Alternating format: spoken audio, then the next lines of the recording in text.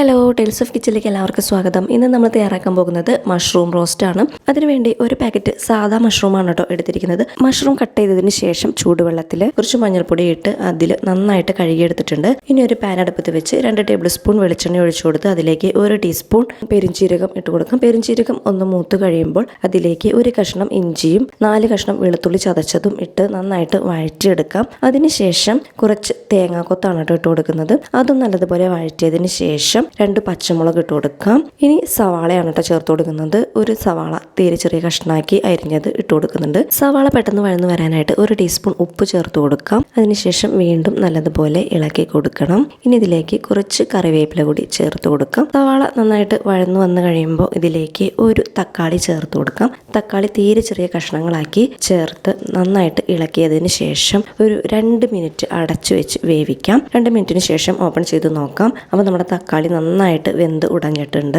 ഇനി ഇതിലേക്ക് പൊടികൾ ചേർത്ത് കൊടുക്കാം. 1 ടീസ്പൂൺ മഞ്ഞൾപ്പൊടി, 1 ടീസ്പൂൺ മല്ലിപ്പൊടി, 1 ടീസ്പൂൺ ഗരം മസാല, പിന്നെ ചേർത്ത് കൊടുക്കുന്നത് 1 ടേബിൾ സ്പൂൺ മുളക് പൊടിയാണ്.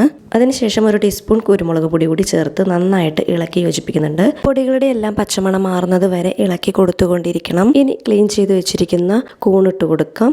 കൂണിട്ടതിന് ശേഷം നല്ലതുപോലെ ഇളക്കി യോജിപ്പിക്കണം. മസാല നന്നായിട്ട് കൂണിലേക്ക് പിടിക്കണം. നല്ലതുപോലെ ഇളക്കി യോജിപ്പിച്ചതിന് ശേഷം പാനിന്റെ നടുഭാഗത്തേക്കൊന്ന് തട്ടിപ്പൊത്തി വെക്കാം. ഇനി ഇത് 3 മിനിറ്റ് അടച്ചു വെച്ച് വേവിക്കാം. ഇടയ്ക്ക് ഞാനൊന്ന് ഇളക്കി കൊടുത്തിരുന്നു കേട്ടോ. 3 മിനിറ്റ് അടച്ചു വെച്ച കൂൺ വെന്തോന്ന് നോക്കിയതിന് ശേഷം ഒരു 1/4 ടീസ്പൂൺ പഞ്ചസാര കൂടെ ചേർത്ത് നന്നായിട്ട് ഇളക്കി കൊടുക്കുന്നുണ്ട്. അതിനുശേഷം കുറച്ച് മല്ലിയില അരിഞ്ഞതാണ് കേട്ടോ ചേർത്ത് കൊടുത്തത്. അതും നന്നായിട്ട് ഇളക്കി യോജിപ്പിക്കാം. അപ്പോൾ ഇത്രയേ ഉള്ളൂ, നമ്മുടെ മഷ്റൂം റോസ്റ്റ് ഇവിടെ റെഡി ആയിട്ടുണ്ട്.